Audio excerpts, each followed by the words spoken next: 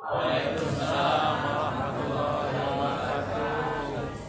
Sebelum tausiah, saya dimintakan untuk menyampaikan qasidah. Mungkin sudah mendengar qasidah yang selalu kita bacakan. Saya akan bawakan qasidah terlebih dahulu, baru nanti ceramah. Karena diminta, tamu itu katanya bagaikan mayit di tengah tangannya yang mematikan. Jadi mau dibalik begini begitu harus nurut, tak pernah protes. Amin ya Rabbal alamin.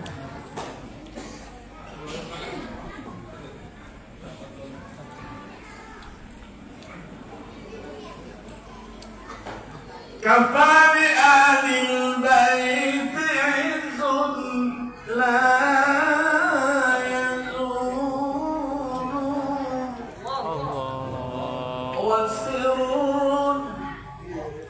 وسر لا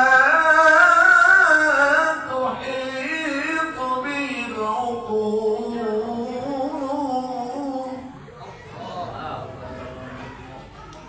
كفاكم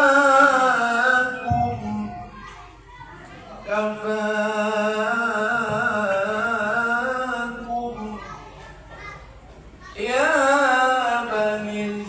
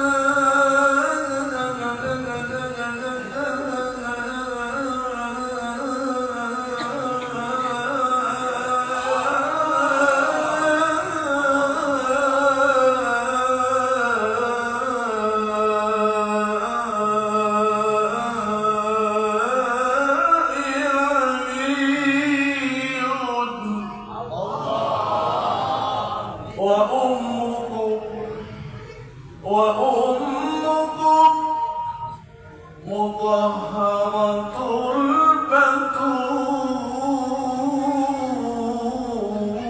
البتول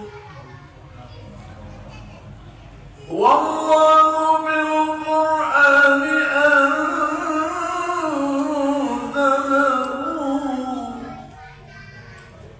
من لم يصل عليكم من لم يصل عليكم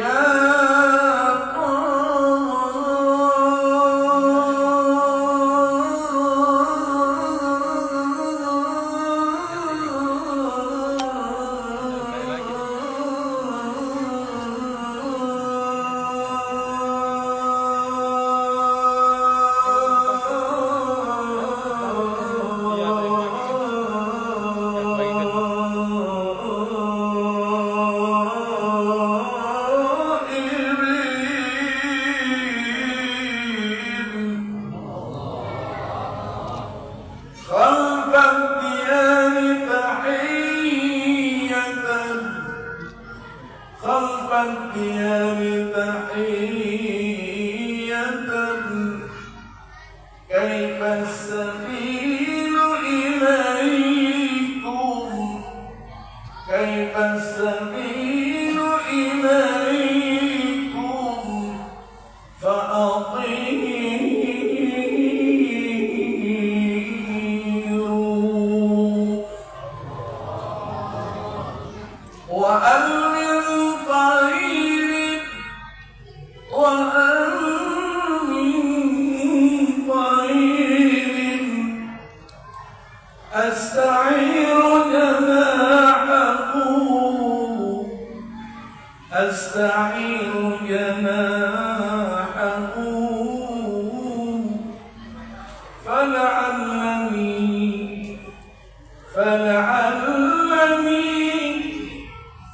بجناحه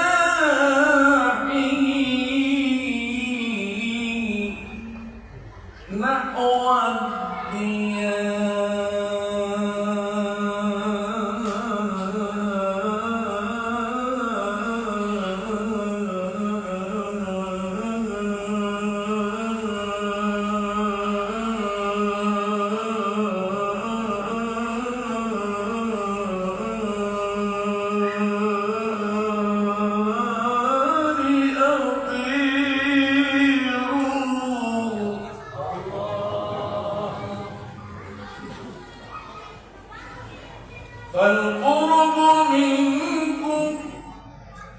فالقرب منكم نعمة ورحمة والبعد عنكم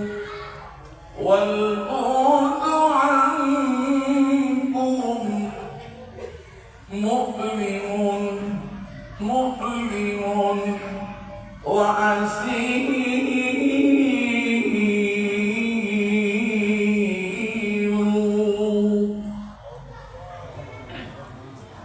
وإذا كان يرجى بالدموع في لقائكم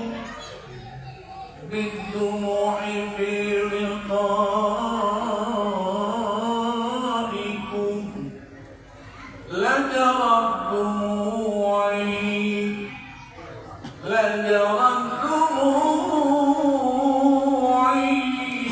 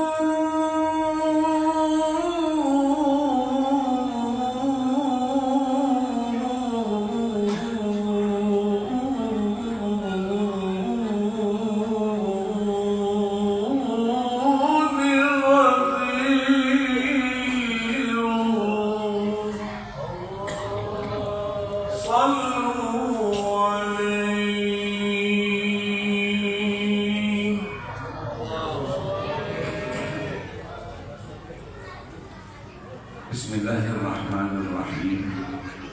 Alhamdulillahirabbil alamin wassalatu wassalamu ala asyrafil anbiya'i wal mursalin sayyidina Muhammadin wa ala alihi wa ashabihi ajma'in, amma ba'du. Yang saya muliakan Bapak Camat Saho, yang dalam hal ini diwakili oleh Bapak Lurah, Ketua DKM Masjid dan jajaran pengurusnya, para alim ulama yang saya cintai, tokoh masyarakat yang saya banggakan, ada Ustaz Tarmizi, Ustaz Adlan,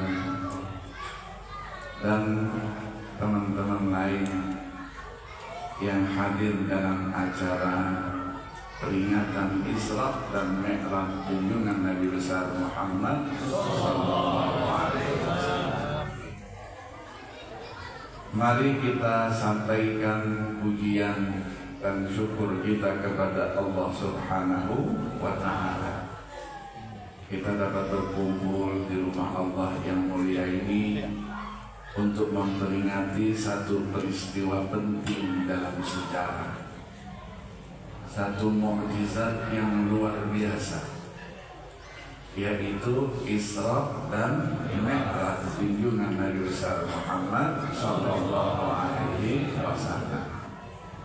Untuk itu mari kita persembahkan, mari kita sanjungkan, mari kita sampaikan sholawat dan salam kita kepada beliau Rasulullah sallallahu alaihi wasallam.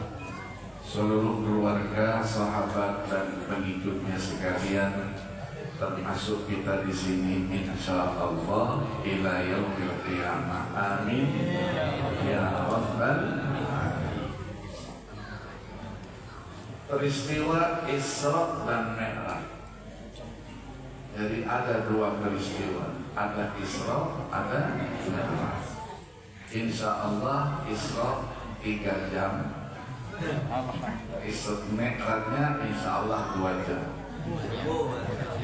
Amin. Amin. Kita sampaikan insyaallah selesainya jam 2. Tadi ini pesannya pengurus masjid. Iya, betul ya? Betul ya? Setuju? Setuju. Insyaallah. Yang mengatakan setuju itu pasti tidak ikhlas. Pasti tidak ikhlas. Ya, terima kasih atas kesempatan yang diberikan. Saya sebetulnya bukan orang jauh, orang Jakarta, tidak. Saya orang di seberang Hulu, 13 Hulu, lorong sederhana Palembang. Saya dilahirkan di situ, lahirnya di 12 Hulu, kemudian saya dibesarkan di Palembang sampai dengan selesai kuliah Fakultas Syariah IAIN Raden Patah Palembang.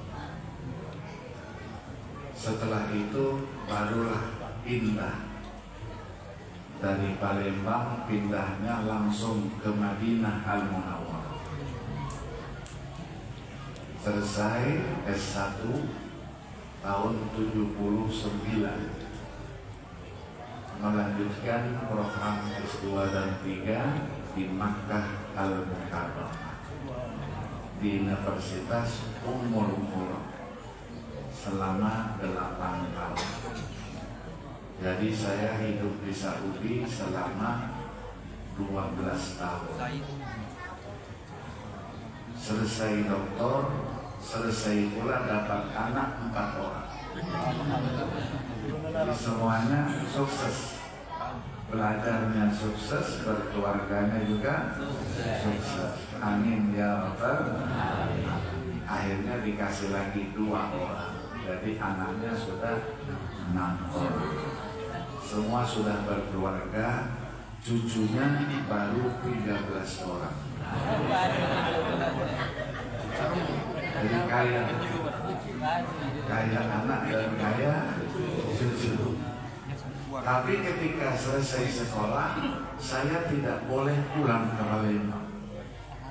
Oleh Bapak Menteri Agama pada waktu itu, Pak Munawwir Syazali. Saya begitu selesai sekolah, sudah diuping supaya jadi diplomat di Timur Tengah, belum ada yang doktor, yang menguasai bahasa Arab, yang menguasai tradisi orang-orang Arab, yang bertugas di Kementerian Luar Negeri. Di saya oleh duta besarnya waktu itu Pak Aan Hunayfi, Pak Agil boleh pulang, tapi sebentar pulangnya terus kembali lagi ke Timur Tengah, sudah menjadi seorang diplomat. Sebagai anak, ya nurut saja lah apa kata orang tua, insya Allah. Rupanya nyampe kepada Pak Munawir Syadari sebagai Menteri Agama pada waktu itu. Langsung beliau ke Makkah cari saya. Mana Pak Agil? Kata beliau, cukup saya lah yang jadi korban. Seorang santri akhirnya jadi seorang diplomat, duta besar yang akhirnya menjadi Menteri Agama. Jadi kamu nggak usah katanya seperti saya. Jadi pulang nanti di Jakarta tidak boleh pulang ke Palembang. Untuk kepegawaiannya saya yang urus semuanya. Kenapa? Karena UIN Jakarta, Universitas Islam Negeri Jakarta, Syarif Hidayatullah, itu menggunakan dosen seperti kamu karena sedang membangun pasca sarjana. Dibangun pasca sarjananya tahun 80-an. Saya pulang sudah mulai ada alumninya. Saya langsung disuruh mengajar di sana, alhamdulillah sampai sekarang ini. Tapi juga dosen di Palembang, setiap bulan saya ke Palembang juga membangun pasca sarjana. Di pasca sarjana yang di Palembang saya yang meresmikannya. Sekarang alhamdulillah ada S2-nya dan ada S3-nya. Saya masih mengajar, tapi ngajarnya di S3-nya saja, karena kita punya jurusan di sini teori dan peradaban Islam. Saya yang pegang mata kuliah ini. Alhamdulillah. Guru-guru saya di sini semua.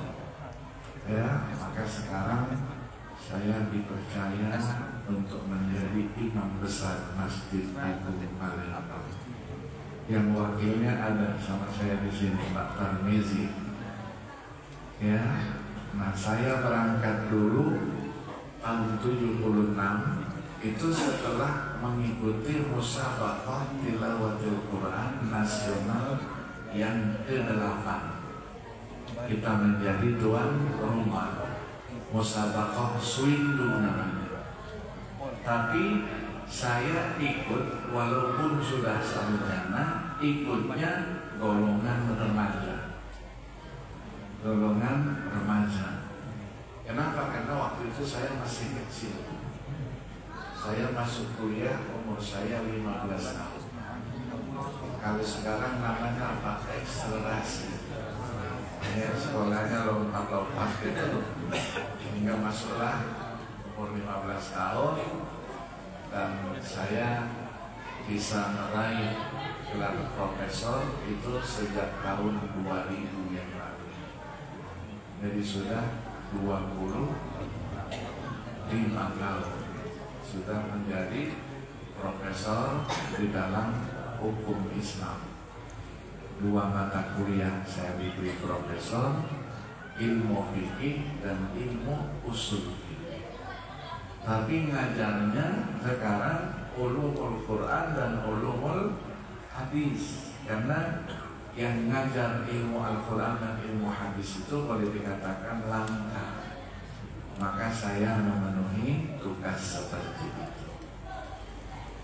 Nah, berbicara Isra dan Mi'raj sebagai salah satu mukjizat Nabi. Mukjizat Nabi banyak, ratusan. Salah satunya adalah Isra dan Mi'raj. Sudah berlalu, terjadi pada tahun ke-10 yang disebut dengan istilahnya Hijriyah. ketika Nabi SAW berada di Makkah Al-Mukarramah. Yang abadi dari mukjizat beliau adalah Al-Quranul Karim. Itulah mukjizat yang abadi. Maka sumber memperingati peristiwa Isra dan Mi'raj itu berangkat dari Al-Quranul Karim.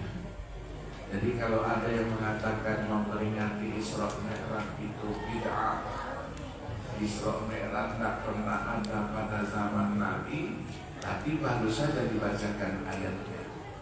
Itu ayat baru cerita tentang Isra. Mi'raj nanti ceritanya lain lagi, adanya di dalam surah An-Najm. Nah, kita akan jelaskan itu tadi itu. Isra insyaallah ya 3 jam lah. Untuk Mi'rajnya 2 jam cukup. 5 jam. Amin. Masih tidak ikhlas. Sebagai sesuatu yang disebut dengan mukjizat. Mukjizat itu apa? Mukjizat itu dikatakan al-amrul khariqul lil'adah, yazharu ala yadi nabiyyin min anbiya'i aw rasulin min rusuli li izhari sidqi da'wat nubuwwati wal risalah makhrudan min tahaddi. Jadi sesuatu yang luar biasa. Kalau bahasa orang ilmiah itu irrasional, tak bisa diakalkan, tak bisa dirasiokan. Yang ada di mana? Di tangan seorang nabi dan rasul, sebagai bukti kenabian dan kerasulannya. Di samping ada unsur namanya menantang. Siapa yang tidak percaya, tidak beriman, ayo kuat seperti itu.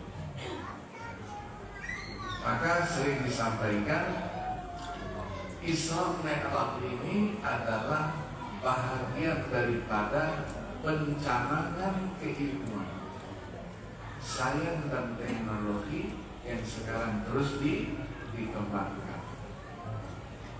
Maka Allah mulai menjelaskan bahwa Isra Mi'raj itu sesuatu yang luar biasa, dimulai dengan Subhana.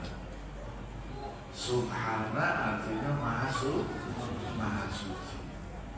Subhana alladzi asra bi'abdi, yang telah memperjalankan.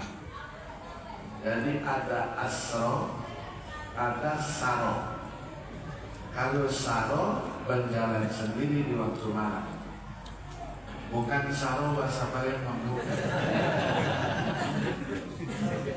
Saro itu sulit, ya. Jadi Nabi itu bukan berjalan sendiri, diperjalankan di waktu malam. Kalau kita bertanya, berjalan di waktu malam diperjalankan, siapa yang memperjalankannya? Yang memperjalankannya adalah yang menciptakan jalan, yang menciptakan yang diperjalankan, Allah Subhanahu wa ta'ala. Apa hubungannya antara Allah dengan Nabi? Kita sering mengakui bahwa Nabi itu adalah makhluk yang paling mulia, paling terhormat, paling istimewa. Kalau ada keistimewaan dan kehormatan, berarti Nabi itu adalah hamba yang paling dekat dengan Tuhannya, Allah Subhanahu wa ta'ala.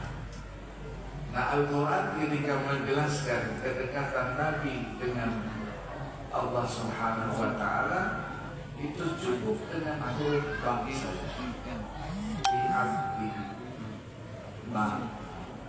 Ba itu dalam Islam, dalam Al-Quran banyak sekali artinya. ya disebut dengan istilahnya huruful ma'ani, huruf-huruf yang punya makna. Berapa banyak tesis disertasi yang melakukan penelitian tentang huruf ba itu. Ba al-ba'u fil Qur'anil Karim. Ada yang dapat MA, ada yang dapat doktor. Nah kalau dia dapat doktor, doktornya doktor apa? Doktor ba ya? Ya kan doktor ba, menguasai makna ba dalam Al-Quranul Karim. Tadi ada ba itu huruf jar. Kalau ada ba pasti kalimat sesudahnya barisnya kasrah, ya kan? Ada ba karena apa?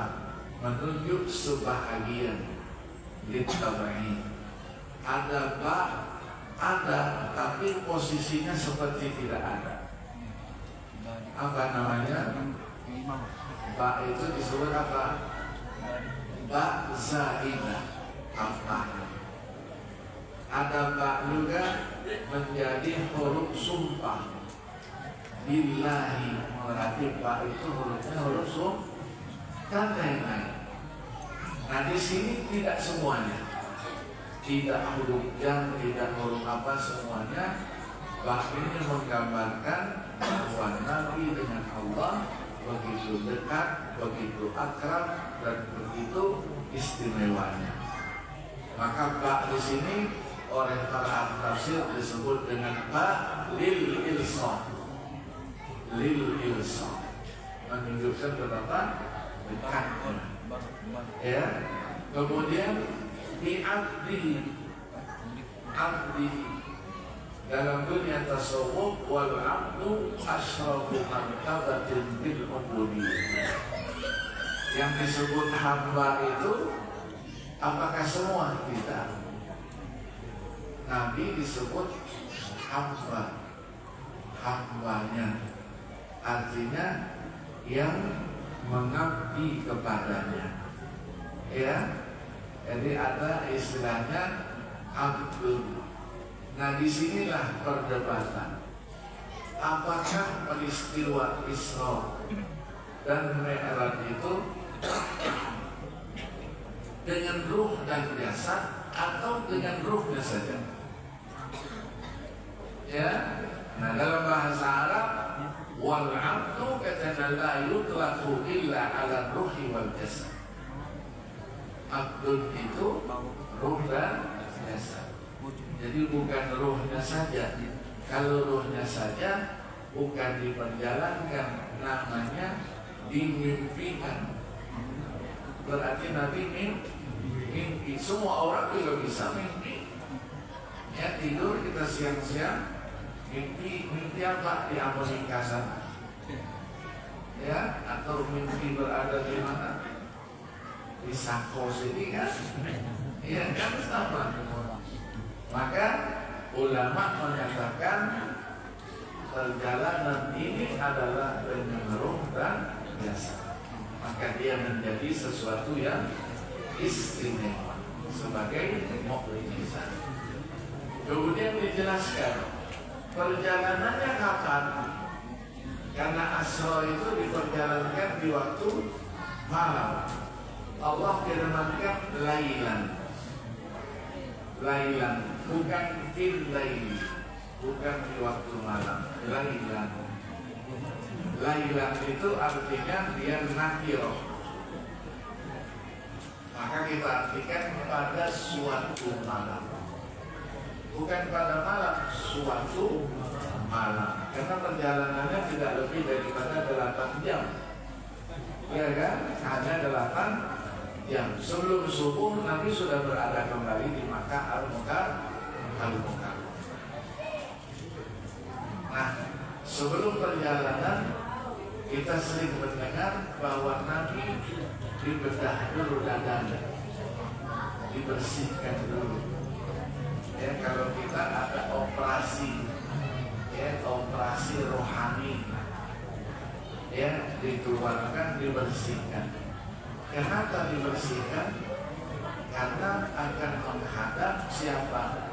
Subhanahu, yang maha suci. Ya, tak perlu diperdebatkan operasinya pakai apa, isu apa, tak perlu. Ya, kita diberi oleh Allah akal, tapi ada keterbatasannya. Tidak semua peristiwa ajaran agama harus diakalkan. Ya, akhirnya harus dipikirkan. Jadi yang tidak perlu dipikirkan. Maka orang yang suka memikirkan yang tidak perlu dipikirkan, dia akan menjadi orang yang selalu dipikirkan. Menurut ilmu pemikiran kita, ya, Allah jelaskan, ruh itu urusannya Allah. Kita berpikir ruh itu bagaimana ya, bentuknya bagaimana ya, warnanya apa. Kalau dipikirkan kita urusannya Allah Subhanahu wa ta'ala, ilmunya Allah, ilmunya kita sedikit. Ya, maka kalau orang mencari yang tidak perlu dijelaskan untuk dijelaskan, akhirnya yang dijelaskan itu sendiri menjadi tidak jelas. Ya, tahun 80-an di Amerika itu pernah dibuatkan sebuah tabung besar untuk mencari apa?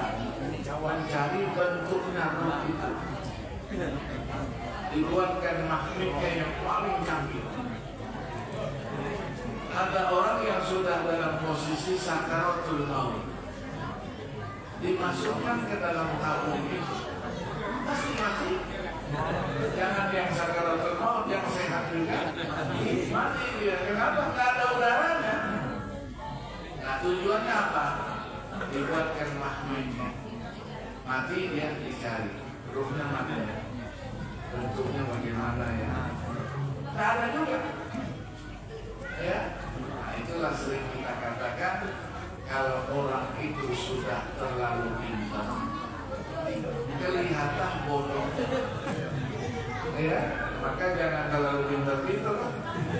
Ya, karena nanti bodohnya kelihatan. Apalagi tidak disertai dengan keimanan kepada Allah Subhanahu wa ta'ala. Ya. Nah, maka mukjizat ini nantang. Karena perjalanan lailan dari mana? Minal Masjidil Haram ilal Masjidil Aqsa. Perjalanan ditempuh 2 bulan, 60 hari 60 malam, baru sampai ke Masjidil Aqsa. Karena alat transportasi yang paling hebat itu apa?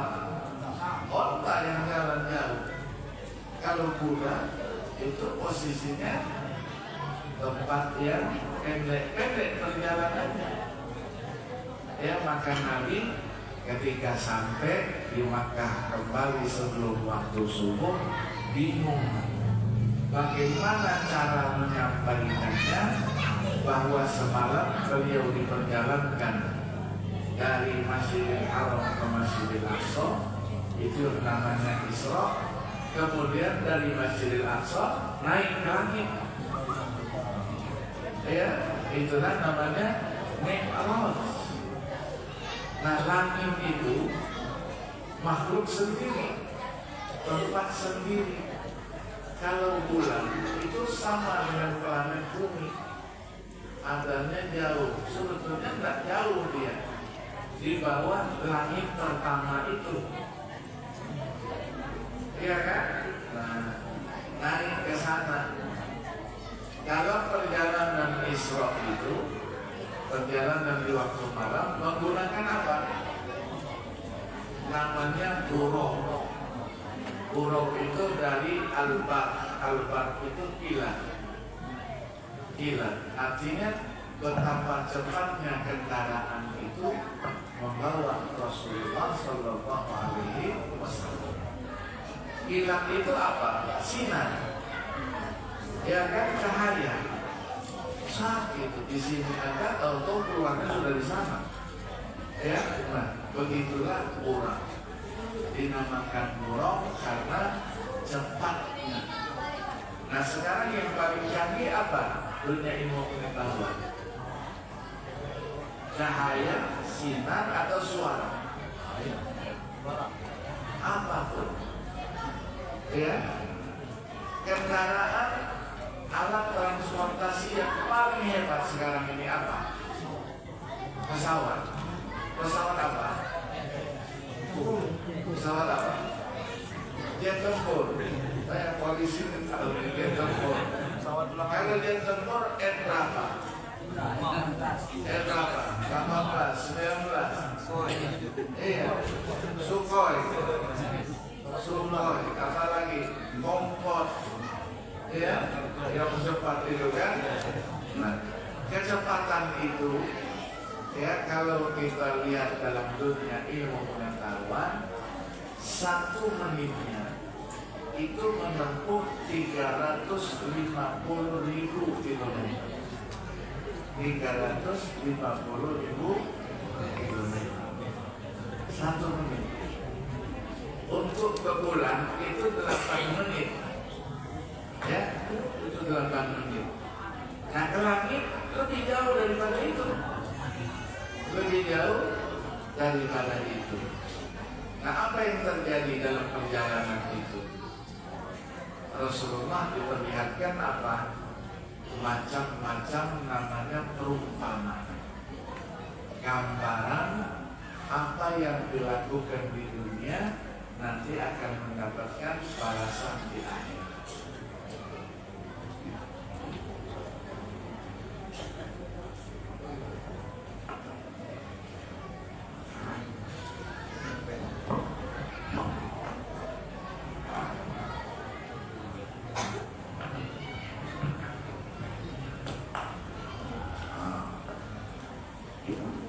Saya diminta ini tadi, tapi dibisikkan jangan jam 1 lah, jam 2 saja. Ya saya sebagai tamu kan nurut ya. Yang penting habis acara ada nasi kebuli, nasi minyak, nasi minyaknya sudah siap. Sampai di mana tadi? Pesawat.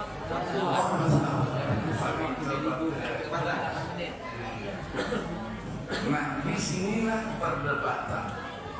Apakah mukjizat itu bisa didekati dengan ilmu pengetahuan ataukah tidak?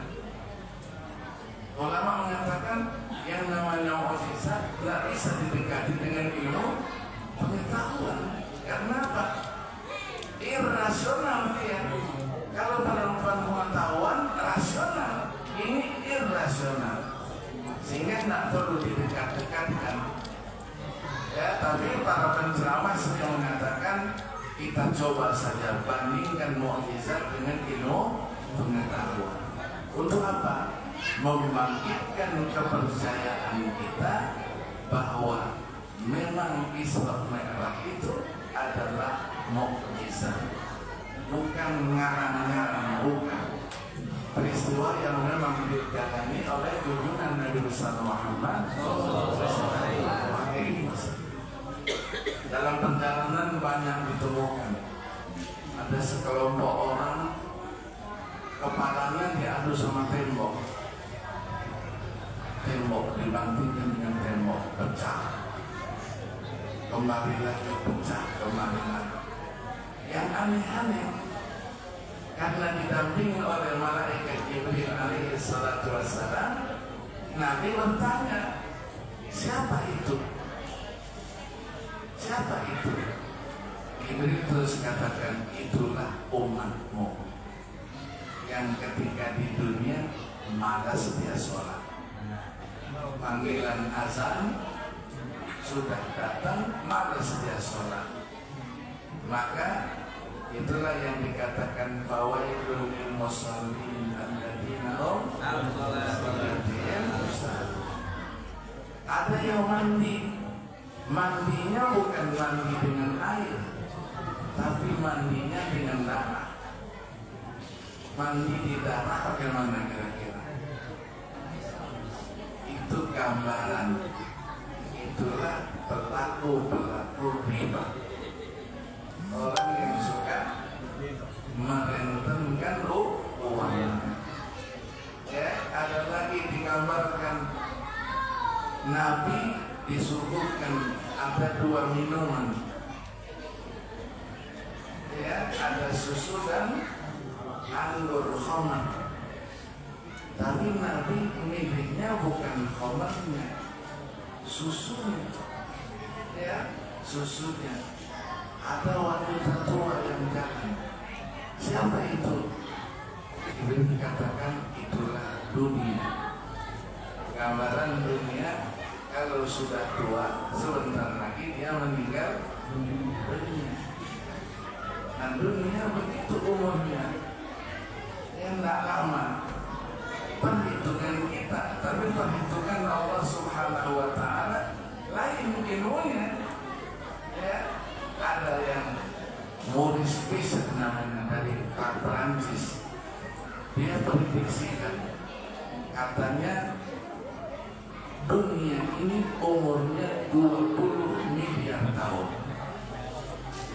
Yang sudah berlalu 15 miliar tahun. Berarti masih 5 miliar tahun. Ya, 5 miliar tahun. Kalau itu kan lama. Kalau Allah kehendaki sebentar. Ya, dan lain-lain. Nah, sampai di Masjidil Aqsa, Nabi terus bertemu dengan siapa? Bertemu dengan para nabi dan rasul yang pernah Allah utus. Kumpul semuanya dan isyarat di situ bahwa akan ada kewajiban sholat. Nabi disuruh jadi imam, menunjukkan bahwa Nabi itu hamba yang paling mulia. Padahal sudah ada yang lebih senior kan, yang jadi Nabi dan Rasul, Nabi Allah Isa, Nabi Allah Musa, Nabi Allah Nuh. Tapi tidak disuruh jadi imam. Yang disuruh jadi imam Rasulullah Sallallahu Alaihi Wasallam. Nah, kata para ulama, inilah katanya gambaran bahwa orang yang sudah meninggal dunia sebetulnya tidak mati. Dia pindah saja, pindah rumah, tempat. Maka yang pindah itu apanya? Kita lihat jasadnya kan dimakamkan, tapi ruhnya kemana? Ruhnya kembali kepada Allah Subhanahu wa Ta'ala. Inilah gambaran bahwa kita yang masih hidup bisa dan dapat berkomunikasi dengan yang sudah meninggal dunia. Maka kita selalu apa? Kirim Fatihah, doa, baca Quran, apa saja sampai kepada yang bersangkutan. Yang bersangkutan. Yang mengirimkannya siapa? Gojek, PT Pos, pasti sampainya. Karena Allah Subhanahu wa Ta'ala yang ngatur. Allah punya makhluk namanya malaikat. Jumlah malaikat berapa banyak? Di sini digambarkan. Ketika naik langit pertama, langit pertama, Jibril terus ketok pintu. Ada pintunya, ada penjaganya. Namanya malaikat hafazah. Ya, nah, langit pertama malaikat hafazahnya namanya Ismail. Dibukanya. Siapa? Saya Jibril. Ditanyanya, apakah ada seseorang bersamamu? Iya, bersama saya yang bernama Muhammad Sallallahu Alaihi Wasallam. Dibuka, ya dibuka. Begitu dibuka, dilihatnya yang namanya Ismail ini di belakangnya ada 70.000 malaikat. Dari yang 70.000 itu di belakangnya 70.000 lagi. Berarti banyak malaikat itu, ya. Tapi alamnya lain, ya. Ditunjukkan kebesaran dan keagungan Allah Subhanahu wa Ta'ala. Naiklah langsung ke atas. Nah, tradisi yang sering kita lakukan, yasinan, tahlilan, zikir, doa, kemudian kita sebutkan ila arwahim, ya, ila arwahim. Itu yakin sampai atau tidak? Ya, kenapa kita ributkan? Ya, ada sebagian saudara kita itu bid'ah. Peristiwa Isra Mi'raj itu kan bid'ah. Bid'ah itu sesuatu yang baru. Nabi tidak pernah mencontohnya. Ya, nah kenapa mereka mengatakan begitu? Karena mereka itu berprinsip apa? Ya, iyyakum wa muhdatsatil umur. Kullu muhdatsatin bid'ah wa kullu bid'atin dhalalah wa kullu dhalalatin finnar. Itu hadisnya. Ya, kalau kita betul dia begitu, itu sabda Nabi. Kami tidak mengingkarinya, tapi harus dipahami. Ya, ada takwilnya di situ. Tidak kullu bid'atin dhalalah wa kullu dhalalatin. Di situ kullu bid'atin sayyi'atin dhalalatun. Ya, tapi kalau kullu bid'atin hasanatin dhalalatun juga. Tidak. Ya, maka bid'ah itu terbagi. Ada yang wajib, ada yang sunnah, ada yang seterusnya.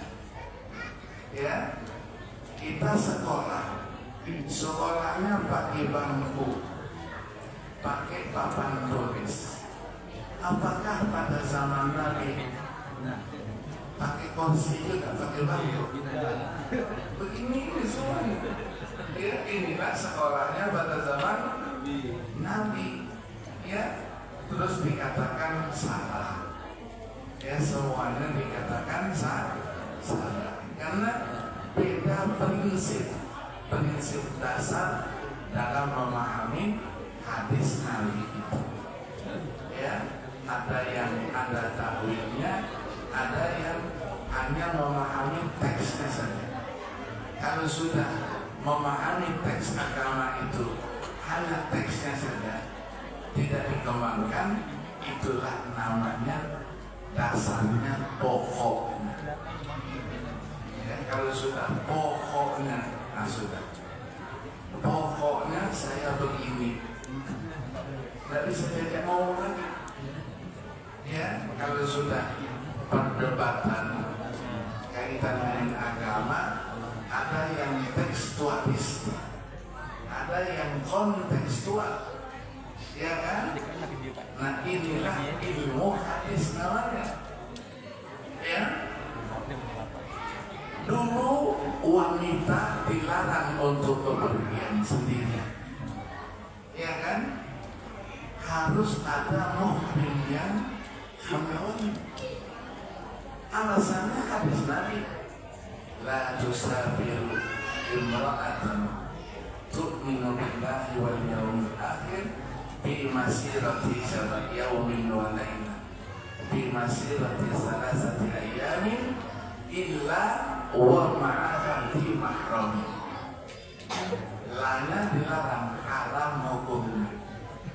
Dilarang hukumnya wanita melakukan perjalanan melebihi 1 malam 1 hari, 3 hari 3 malam, melainkan ada mahramnya. Dilarang. Ini nanti namanya ada ilmu hadis sababul wurud. Kenapa Nabi ucapkan itu? Karena situasi pada waktu itu keamanan tidak terjamin. Selalu diganggu, dibegal, dijegal, ya, dibunuh, diperkosa, hartanya diambil. Nah sekarang apa masih begitu juga? Kalau enggak, berarti boleh perempuan jalan sendirian. Kenapa? Keamanannya terjadi. Tapi kalau yang masaknya pokoknya anak bisa ya. Saudi kan begitu. Pergi haji harus ada muhrimnya enggak? Ada. Kalau muhrimnya suaminya tidak ada masalah, keluarganya tidak ada masalah. Ya, di paspor ditulis muhrimnya siapa. Nah kadang-kadang satu orang memuhrimi 20 perempuan, 30 perempuan. Aku ini sebagai muhrimnya. Ya sedikit-sedikit bohong. Ya kan? Ditanya siapa muhrimnya itu. Padahal bukan muhrimnya yang sesuai agama, tapi loloslah dia. Saudi begitu, siapa muhrimnya? Dekat saya, masuk, ya. Ketika pulang nggak ada muhrimnya itu, nggak bisa pulang, nggak bisa pulang. Mana muhrimnya? Nggak ada. Ya sudah, duduk di situ dulu. Suruh datangkan muhrimnya itu. Ya, kadang-kadang muhrimnya itu dibuatkan dia adalah orang yang mungkin pulang duluan. Yang perempuan ini pulangnya belakangan. Ada yang muhrimnya kebetulan mahasiswa. Mahasiswa dia harus pulang ke Mesir, ada ujian. Ditulis apa namanya. Nggak bisa nego-nego. Duta besar turun, konsul jenderal turun, udah loloskan saja. Nggak ada itu. Kalau kita bisa loloskan, apalagi ada amplopnya sedikit, ya pernah terjadi itu. Ya pernah terjadi. Di zamannya Ibu Min Sugandi, ya, Menteri Peranan Wanita. Ibu Min pergi haji karena pejabat negara paspornya hijau. Kalau jemaah haji zaman saya kan paspornya coklat, bukan hijau. Sekarang yang hijau, ya, paspor coklat harganya hanya 5.000 rupiah dibuat. Nanti setiap halamannya disobek. Ada urusan transportasi disobek. Ada urusan apa disobek. Pulang-pulang tinggal 2 lembar saja. Itu paspor coklat namanya. Kan dulu yang terjadi mungkin sudah pernah menggunakan paspor coklat. Nah, Ibu Min ini dikawal. Untuk ibadahnya ada seorang ustazah. Ustazah ini mengawal ibadahnya. Pergilah haji. Nah sebagai pejabat tidak bisa seperti jemaah haji biasa. Pergi melaksanakan yang ibadah-ibadah intinya saja. Wukuf, ya, nanti lontar jumrah, Mina, hanya berapa hari. Selesai Mina, ya langsung bawa wada pulang. Nah yang ustazah ini ditanyai, kamu mau ikut saya pulang atau mau tinggal di sini? Karena nanti kesempatan yang lain belum tentu ada. Ya kata ustazah, saya tinggal aja di sini. Karena saya ingin beribadah. Dititipkanlah sama duta besar sama konsul jenderalnya bahwa ustazah ini mau tinggal nanti dia pulang. Nanti tolong diurusin. Iya. Ketika pulang, di dalam paspor dituliskan siapa muhrimnya, ada Abdul Aziz. Namanya ditulis Abdul Aziz. Ditanya mana muhrimnya, Nusa Tenggara Barat. Udah pulang ke Mesir karena sekolah mau ujian. Pulang lagi terus ke Mesir. Yang di Muharriminya masih tinggal di Makkah. Mau pulang nggak bisa pulang. Satu pesawat dengan saya. Dia nangis-nangis depan saya. Ustaz, saya nggak bisa pulang sambil nangis. Kenapa? Saya muhrim saya sudah berangkat ke Mesir. Penjaga mengatakan datangkan dulu dia kembali ke sini, baru kamu bisa pulang. Niku sudah. Ternyata yang jaga ini bintang 2 dia. Bintang 2 ini bos. Nggak bisa ikut. Duta besar turun, konsul jenderalnya turun, kepala daerah kerja turun, dengan bahasa Arab diajak. Nah, pokoknya ya, tapi itu tadi karena Al-Quranul Karim, ya kan? Ketemu sama saya, Ustaz bagaimana? Saya bilang tunggulah, saya mau jemaah saya dulu. Tapi kalau ibu mau duluan silakan. Bagaimana saya bisa lolos? Gampang. Al-Quran itu kan syifa'ul lima fis sudur. Al-Quran itu semuanya lengkap. Diajarkanlah sama dia. Ibu percaya enggak percaya? Sudah baca ayat ini 100 kali. Sudah selesai baca 100 kali, ibu ikut barisannya itu, ikut antrian. Begitu sampai di depan nanti melihat ada petugas imigrasi, ditiupkan saja. Mana paspornya? Nah, tapi nggak bisa sekarang kok bisa. Ya, berkat Al-Quranul. Tapi yang harus kita ingat, Al-Quran diturunkan bukan untuk itu. Al-Quran diturunkan untuk kita baca. Kalau kita suka membaca, nanti pada saat-saat tertentu ingin menggunakan Al-Quran cara-cara begitu, supaya tidak kelihatan, supaya apa begitu, ada ayatnya. Nah, nanti ayatnya apa? Itu SMS lah nanti sama saya. Iya, ada maharnya namanya kan. Maharnya apa? 70 ekor ayam hitam. Ya, Al-Quran luar biasa Al-Quran itu. Mau apa saja ada. Ya, ada yang belum dapat jodoh di sini. Ya. Ada ibu-ibu yang senang di sini. Cukup dari jauh saja bacain. Dibilangkan saya mau kawin sama kamu, silahkan datang ke rumah orang tua saya. Mau ya?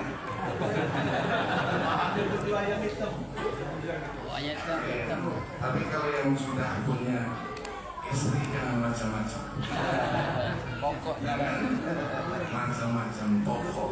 Inilah cara memahami teks agama. Ya, kita selalu dibenturkan dengan kelompok-kelompok yang tekstualis. Ya, tidak kontekstualis. Diajak berpikir. Ya, diajak berpikir bahwa ilmu Al-Quran, ilmu hadis, ayat-ayat Al-Quran, hadis-hadis Nabi itu sesuai dengan kondisi, situasi dan waktu. Ya, maka perlulah kita belajar. Itulah gunanya majelis ilmu.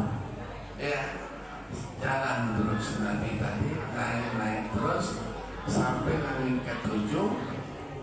Jibril terus pamit. Kata Jibril, saya ngantarnya sampai di sini saja. Untuk selanjutnya sampai ke namanya Sidratul Muntaha, kamu yang jalan sendiri. karena saya tidak punya SK. Ya, artinya kalau ikut nanti binasa. Nabi naiklah ke atas, bertemu dengan Allah Subhanahu wa Ta'ala. Apa yang didapatkan? Ternyata Nabi mendapatkan perintah untuk melaksanakan sholat. Pada waktu mulanya perintah itu bukan 5 waktu, tapi 50 waktu. Nabi terima turun, bertemu dengan Nabi Allah Musa alaihi salatu wassalam. Ditanyanya, apa yang kau dapatkan dari Tuhanmu? Dia katakan kewajiban sholat 50 waktu. Apa kata Nabi Musa? Kembali menghadap Tuhanmu. Is'ali tahfi, minta keringanan. Karena kalau 50 waktu, fa inna ummataka la tutiqu ala dzalik. Umatmu tidak akan mampu. Ya, umat Nabi Musa sholatnya berapa? Hanya 2 kali kan? Sore, pagi, sore. Wasabbih bil ashyi wal ibkar. Ya, Nabi minta keringanan, akhirnya jadilah dia 5 waktu. Tapi nilainya sama dengan 50 waktu. Kenapa? Karena kebaikan dilipat gandakan 10 kali. Jadi sama dengan 50 waktu. Apa pesannya di sini? Pesannya di sini, Nabi sangat memperhatikan umatnya. Kalau Nabi saja 50 waktu kecil. Ya, kalau umatnya sholat 50 kali sehari, kapan mau cari duit? Iya, jangankan mencari duit, kapan mau makan? Iya, apalagi orang Palembang makannya pempek. Kapan mau makan pempek? Tidak ada waktu. Maka kita harus berterima kasih kepada Rasulullah SAW. Kita selalu baca banyak sholawat. Nabi luar biasa perhatian kepada umat. Tapi kalau orang lain, ya para orientalis, pemikir-pemikir barat itu mengatakan itulah Nabi kalian itu cerewet. Sudah dikasih perintah minta korting lagi. Iya, nego lagi. Nego bukan untuk dia, tapi untuk umatnya. Ya, turunlah, jadilah kewajiban sholat itu 5 waktu. Kapan waktu untuk mengerjakannya? Waktunya apa? Nanti Jibril datang mengajari waktunya itu. Maka ada hadis-hadis yang menjelaskan awqatus sholat. Kapan sholat subuh dikerjakan? Ada fajar shodiq, ada fajar kadzib, fajar yang benar, ada fajar yang dusta. Kita lakukan pada waktu fajarnya shodiq, bukan kadzib. Kapan kita lakukan sholat duhur? Oh, sholat duhur ketika kapan? Ketika tergelincir matahari. Kapan kita lakukan sholat asar? Kapan kita lakukan sholat maghrib dan isya? Ya, isyarat ayat jangan dipahami sepotong ayat meninggalkan ayat yang lain. Ya, sering kita baca ayat berapa? Tadi surah Al-Isra. Ya, kita baca juga ayat berapa? 78. Aqimis sholata liduluki syamsi ila ghasaqil laili wa qur'anal fajri inna qur'anal fajri kana masyhura. Ayat ini cuma 3 waktu. Sholat kita 5 waktu. Maka penafsirannya aqimis sholata liduluki syamsi. Sholat apa? Kita katakan sholat duhur dan asar. Ila ghasaqil laili, sampai dengan gelapnya malam. Sholatnya apa? Maghrib dan isya. Wa Qur'an al-fajr, sholat subuh. Ya, kelompok Syiah mengatakan itu isyarat bukan 5 waktu, 3 waktu. Iya kan? 3 waktu. Berarti sholat duhur sama asar, sholat maghrib sama isya, ya, sama waktu subuh, 3 waktu. Ya, mereka. Kalau kita mendapatkan penjelasan dari ayat-ayat yang lain, tidak perlu diributkan. Ini namanya pemahaman. Ya, silahkan saja, itulah agama. Jadi harus dengan ilmu. Nah, pertanyaannya, apa hikmah diwajibkannya sholat itu? Sholat itu bagi kita apa? Bagi kita apa sholat itu? Sholat itu komunikasi kita dengan Allah Subhanahu wa ta'ala. Maka Nabi katakan as-sholatu silatun bainal abdi wa rabbi. Hubungan antara hamba dengan Tuhannya. Sholat itu juga, ya, membedakan al-ahdul ladzi bainana wa bainal kufri as-sholat. Pemisah antara keimanan dan kekufuran adalah sholat. Maka sholat itu inna sholata tanha 'anil fahsya'i wal munkar. Ya, ada perintah aqimus sholat, dirikan oleh kamu sholat.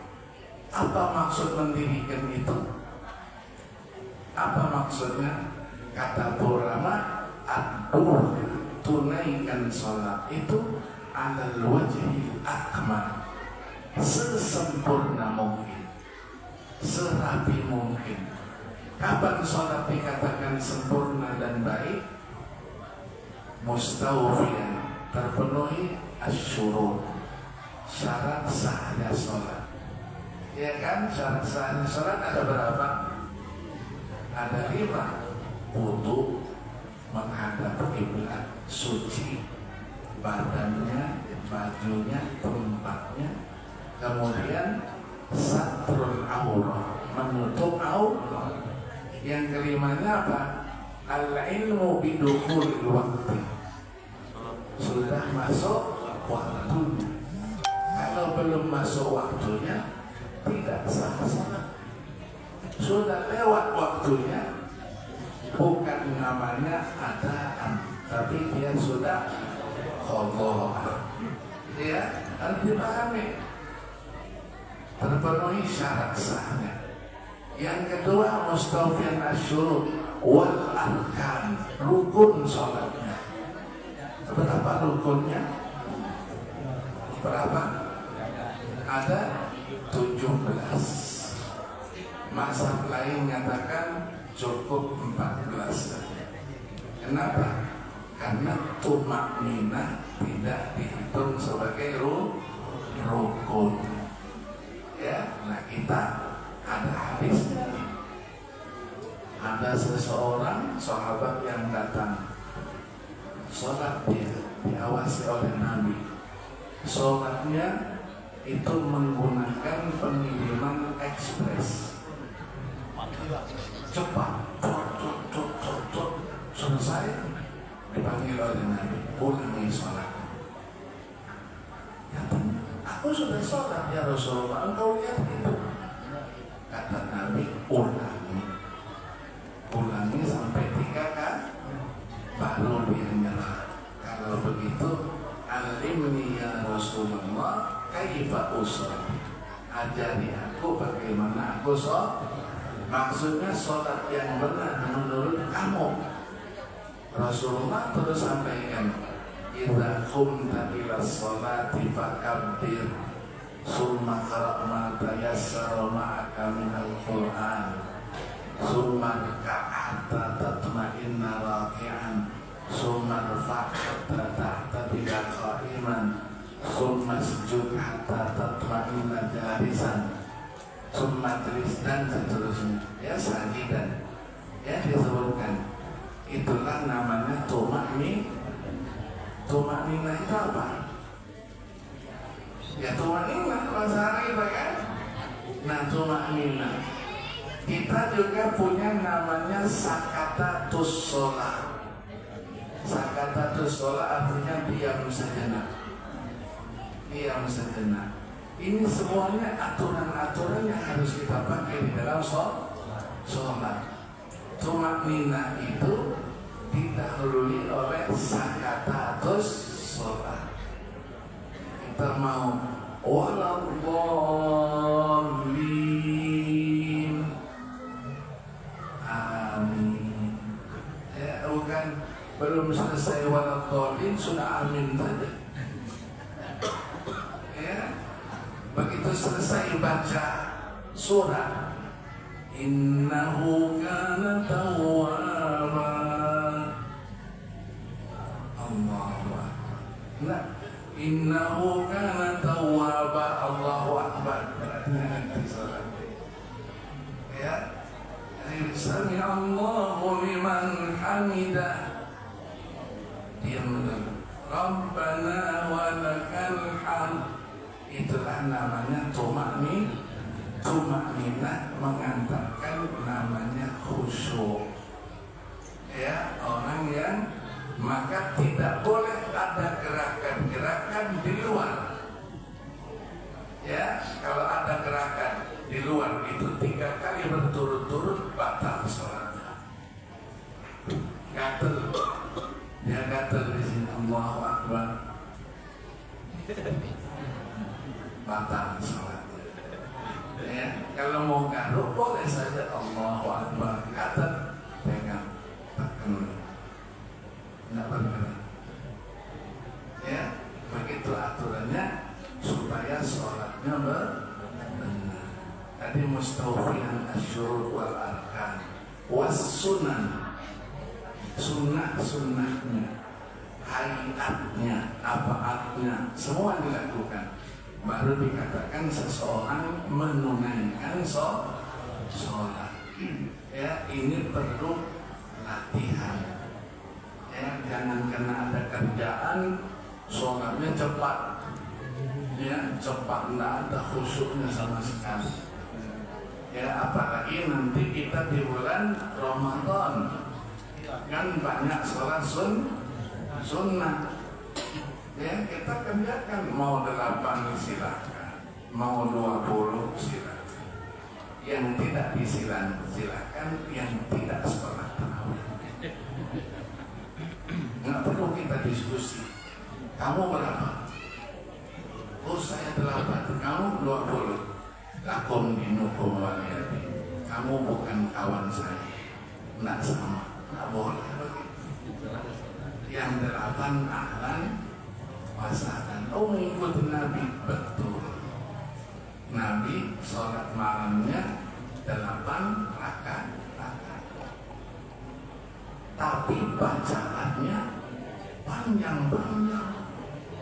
Kita sholatnya 8 rakaat juga setahun sekali. Tapi bacaannya apa?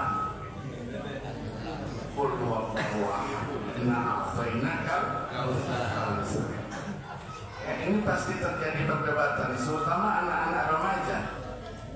Ya, di daerah saya ada yang kalau sudah bulan Ramadan dia keliling sholat itu di berbagai masjid. Yang dicarinya apa? Nah, siapa masjid yang paling cepat selesai? Ya, kebetulan ketemu dengan yang 20 rakaat, 1 juz lagi. Iya kan? Iya. Terus disumpahi imam. Banyak dia doain, Allahumma ahliku, Allahumma aqtulhu, Allahumma muthu. Ya Allah, imam seperti ini cepat-cepatlah dipanggil. Tapi kalau yang cepat tadi, ya, jam berapa? 7:30, jam 8 sudah sampai di rumah. Ditanya sama orang tuanya, kamu sholat di mana? Di situ. Imamnya, canggih. Kami begitu selesai doakan, ya Allah panjangkan umur imam ini. Tahun depan ketemu lagi supaya sholatnya di sini sama gitu. Benar. Iya, ada sholat yang cepat. Sholatnya cepat 20 rakaat itu hanya 7 menit. Pernah dengar? Iya, di mana itu? Jawa Timur ya, di Blitar.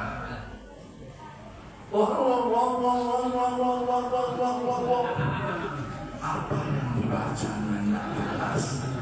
Ya, kalau kita tua-tua begini ikut situ, insya Allah pulang kakinya sudah potel, sudah lepas gitu. Iya kan?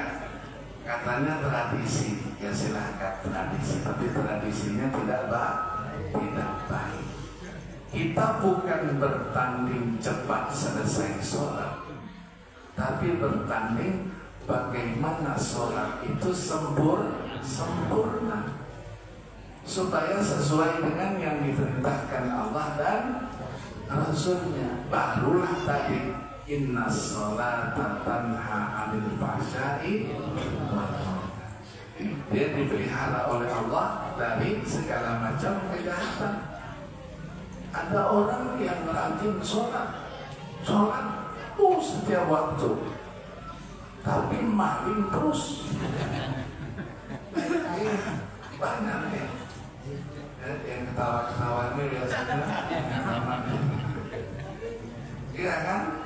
Jadi kita bukan bertanding cepat, tapi bagaimana bertanding kualitas sholat itu. Ya, kualitas sholat itu. Sering di keluarga, anak bapak yang jadi imam, bapaknya karena hafalan Al-Qurannya terbatas, dibacanya apa? Alam taro diilah, ya, kemudian inna a'toina ibadah. Pada satu hari anaknya terlambat mau ikut sholat.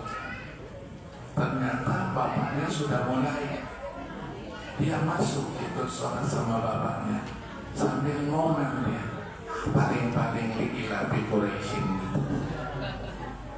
Bapaknya terus jawab belakang oleh anaknya, malam ini lagi gila, ayatnya lain. Artinya apa? Batal sholatnya. Ya kan kenapa dijawab? Ya, biarkan saja.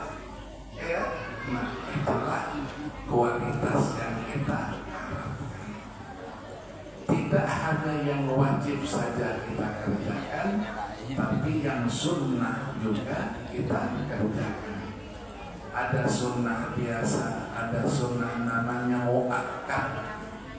Nabi juga melakukannya dan tidak pernah meninggalkannya. Ya, sering untuk yang 5 waktu namanya apa? Disebut dengan istilah rawatib. Rawatib. Ada qobliyahnya, ada ba'diyahnya. Ya, apa gunanya qobliyah? Qobliyah itu pemanasan. Ya, Nah, kalau ditanyakan kenapa bilangan rakaat sholat itu tidak sama? Pukul rata saja 4, semuanya 4, 3, 3. Kenapa ada 4, ada 3, ada 2? Kenapa? Dalam agama itu ada maqasidnya. Allah itu maha mengetahui hambanya. Siang masih semangat dia, luhur 4 rakaat. Asar juga masih semangat 4 rakaat. Tapi sampai di rumah sudah mulai loyo-loyo pulang kerja. Allah tahu cukup 3 rakaat. Oh saya enggak bisa, biasa 4 rakaat. Sholat maghribnya 4 rakaat, enggak sah sholat. Sudah makan, sudah istirahat, sholat isya 4 rakaat, tidur istirahat, bangun subuh berapa rakaat? 2 rakaat.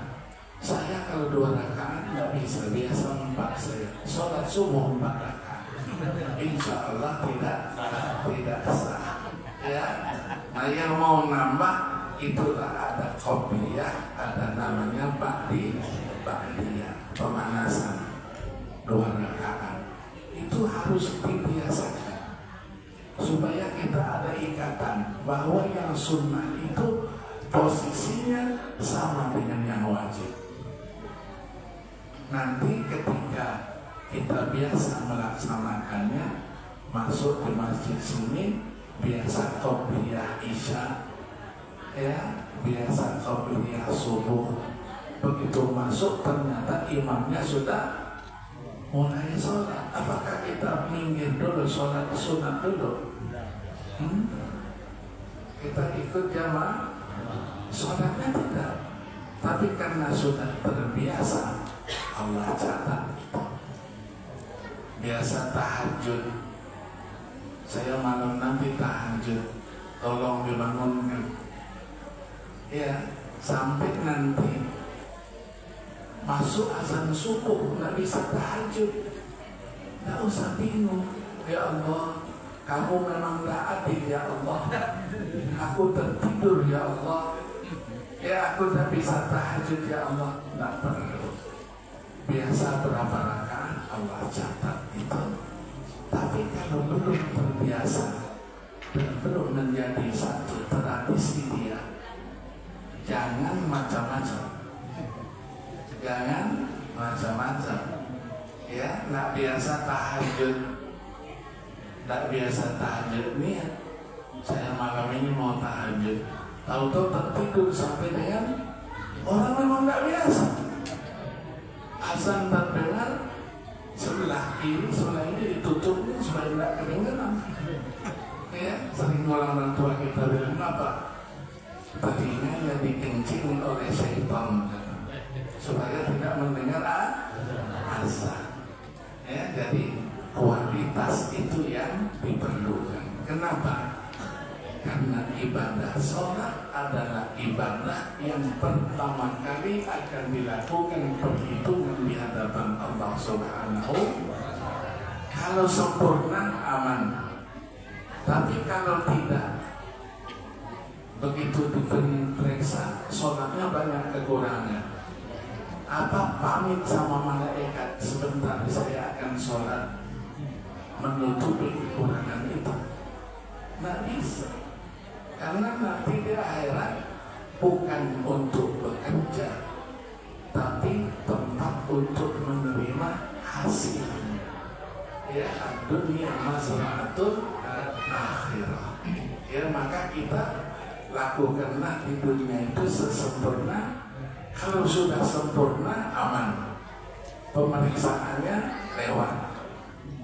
Tapi kalau ada kekurangannya, kembali kita berterima kasih kepada Rasulullah SAW.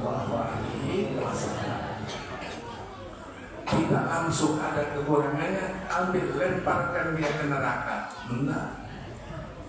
Malaikat diperintahkan unzuru hal bi'abdi min tatawwu'i. Periksa dulu apakah dia pernah mengerjakan sholat sunnah.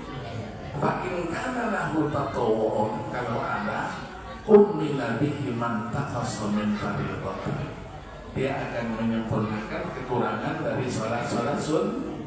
Summa tukhadhu sa'irul a'mali ala dzalika. Amal yang lain juga begitu. Puasa Ramadan 30 hari, sebagai manusia tentu di sana sini pasti ada kekurangan. Maka ada namanya puasa Syawal, 6 hari bulan Syawal. Ya, kalau hitung-hitungan, kenapa 30 sama 6? Jadi 36. Nabi katakan, siapa yang puasa bulan Ramadan diikuti dengan 6 hari bulan Syawal, posisinya sama dengan puasa 1 tahun. Bagaimana itu? Ya kalau hitung-hitungan 30 tambah 6, 36. Ibadah 10 kali dilipat gandakan menjadi 360. Itulah hari-hari dalam 1 tahun. Ya kan? Ada zakat. Kita banyak kekurangan dalam zakat. Ya, maka kita disuruh apa? Disuruh infak dan sedekah, mengurangi tadi itu, menambah kekurangan daripada, ya. Begitu juga ibadah yang lain, haji. Ibadah haji kita sekali kita haji ada kekurangannya, kita haji lagi, haji sunnah namanya, menyempurnakan kekurangan-kekurangan yang pernah kita lakukan. Tanamkan itu, ya, tanamkan itu bahwa ibadah-ibadah yang sunnah itu merupakan sesuatu yang harus saya kerjakan. Jadi kalau terbiasa, maka dia akan menjadi amal ibadah yang berkesinambungan. Ya, yang berkesinambungan. Jadi kewajiban yang didapatkan itu langsung dari Allah Subhanahu wa Ta'ala. Salat juga mempunyai hikmah yang luar biasa, rahasianya luar biasa. Imam Al-Ghazali menulis sebuah buku, Asrarus Sholat, rahasia sholat. Rahasianya apa? Dituliskan satu buku. Berarti sholat itu memang memberikan ketenangan. Orang kalau sholat 2 rakaat, insya Allah kembali dia menjadi tenang. Ini protokolnya sudah ngasih isyarat-isyarat. Belum ya? Oh belum ya? Saya kira sudah ngasih isyarat mau ngasih surat cinta kepada saya. Ya sekarang baru jam 8.30. Amin. Oh ibu menyentuh ya. Ibu ngasih isyarat. Jam sekarang sudah 10.20. Berarti masih sekitar 3 jam lagi. Amin. Ya Rabbal Alamin. Ya. Nah, sholat itu didahului oleh wudu supaya sholat kita sah. Wudu ada ilmunya. Ya, banyak kita lihat di masjid-masjid yang berwudu tidak punya ilmu wudunya. Begitu Nabi ini. Itu cuci muka atau membasahi muka. Ya, banyak yang gitu kan? Banyak gitu. Yang namanya menghapus muka itu ya muka semuanya. Ya bukan sini sedikit. Tangan juga terus. Wudunya tidak sah, sholatnya juga tidak bisa. Kenapa harus berwudu? Wudu itulah nanti menjadi tanda umat Nabi Muhammad sallallahu alaihi, namanya al-ghurrul muhajjalin. Jadi nanti muka kita itu bersinar bercahaya berkat wudu. Maka wudu nggak boleh diusap. Ambil anduk hilang cahaya wudunya ya, kita biarkan saja supaya dia menjadi bercahaya. Ya, mungkin ini yang dapat saya sampaikan. Terima kasih, mohon maaf. Wassalamualaikum warahmatullahi wabarakatuh.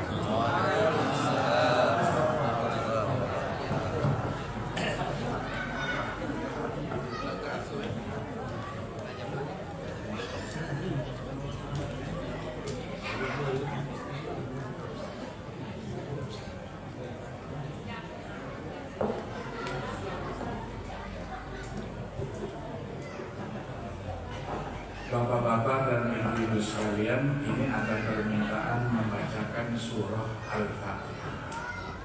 Pertama, ini para wakaf masjid kita ini, Al-Hadi Hamzah. Yang pertama Haji Amanji bin Abdul Hamid. Yang kedua Haja Asia binti Kiayus Alwi. Yang ketiga Haji Sobri Joni bin Joni. Yang keempat Hajah Rasulullah binti Haji Sa'ud. Yang kita doakan semoga apa yang dilakukannya dalam pembangunan masjid ini menjadi amal jariah, amal yang terus mengalir pahalanya. Dia yang mewakafkan mudah-mudahan diampunkan dosa dan kesalahannya, diterima amal ibadahnya dan ditempatkan di surganya Allah Subhanahu wa ta'ala. Ala hadhihi niyyah al-Fatihah.